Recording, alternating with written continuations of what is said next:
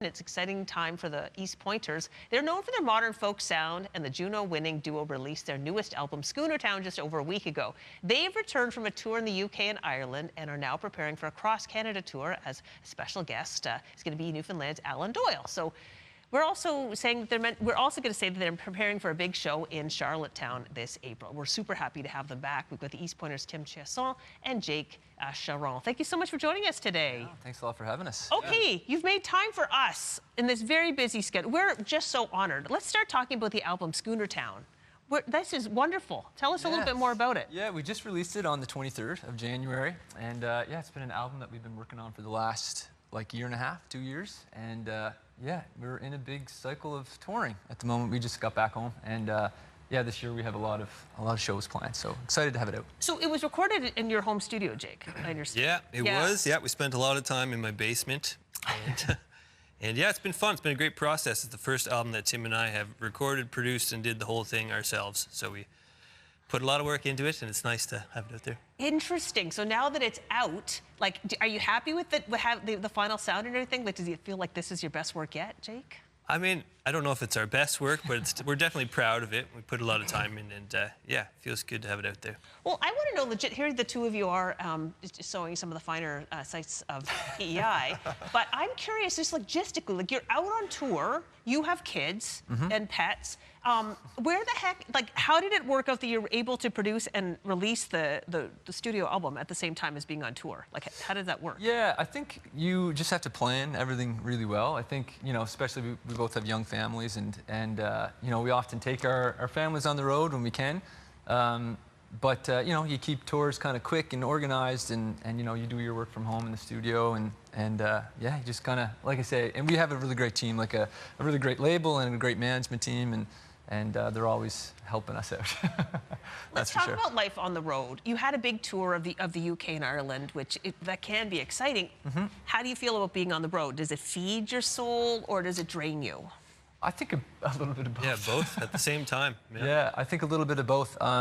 Like I know you guys were talking earlier, I think when you do, or you're able to perform in front of a lot of people that are there to watch you play, there's like an energy exchange. So you feel energized after the shows, and you know, often you don't get a lot of sleep because you're waking up super early to drive to the next town.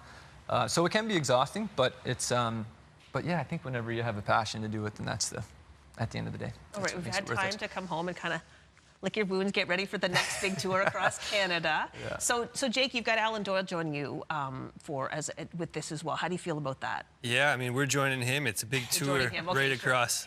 I'd say, well, yes, true. Perspective, right? I guess technically you're joining him, but like, you know, we love you around here, so we. Thank you. Yeah. That's nice. Yeah, right across the country from Newfoundland through Halifax for 4 days, which is going to be fun, and then all the way out to Victoria. So full month on the bus with Alan and his band and team, and we're really excited. A full month on a bus? Yeah. Okay, that's interesting. Yeah. That's a lot. Do you sleep on the bus? Sleeping on the bus. You sleep on the bus. Do you know what this arrangement's going to look like? You sleep in the bunks? Yeah, well, I have been on a tour bus before, on a tour, and yeah, you just have to drive overnight to get to the next, in order to make the next place, I guess. I mean, I know that this is supposed to be about your tour and your music and everything, but I'm really curious about the logistics of being on the bus. So is it comfortable to sleep on a bus? Yeah, it's like the buses are meant for, like, to accommodate you, so that you can, they have like the beds in the back, like they're kind of like, they look like little coffins. Oh, little coffins, hey, that sounds awesome. Yeah, really cool. Yeah. But yeah, I mean, the time that I've experienced being on one, it was pretty fun. Okay. And you don't have to worry about much. I think you just kind of, you know, you do your show and you go to the next spot and do it all over again. Yeah. Yeah. All right. Now, I know that on a serious note, you had a loss of a band member, Cody Chasson, who passed away 4 years ago. How do you keep honoring his memory in the work that you do? Maybe I'll ask you, Jay. Yeah, I mean, we miss Cody every day, but he's definitely a big part of everything we do. He was a big reason why we started the band in the first place, and musically, his ideas are still flowing through everything we're doing, I think, and we like to think he'd be happy that his music's still getting out there. And yeah. Well, it is just wonderful that you are right now having this opportunity to do so much touring and sharing your music with people. With Schoonertown, what do you want people to take away from that album? Yeah, I think with this album, like just to touch on a little bit about Cody and what Jake was saying, our last record that we made was quite you know, we had a lot of like sadness after we lost Code, and I think that was kind of reflected in the music and the songwriting. And this one, we really wanted to bring back that energy that we initially had with Code, and just, you know, an album that, you know, lyrically there are some like deeper moments on it, but I think if you were to put it on and, you know, have a party, that's kind of what we wanted everyone to feel when they listen to this. And we're so rooted on the East Coast with our music and the folk music traditions from here that we wanted to bring that into the songwriting. And but yeah, just wanted it to feel like a good vibe, the whole record. When you go touring, you know, in Europe and now across Canada, we're so rooted in our East Coast culture here, and we kind of take it for granted. Do you find that people? I'll just ask you, Jay, because I'm looking at you. Do you find that people really get it? Do they appreciate it? You know, are they there for the East Coast sound? I think so. I mean, we do get a lot of East Coasters showing up all around the world, but I think there's such a strong identity here with the culture and the music that, I mean, everyone should be proud of it, and we hope that Schoonertown sort of captures some of that East Coast pride.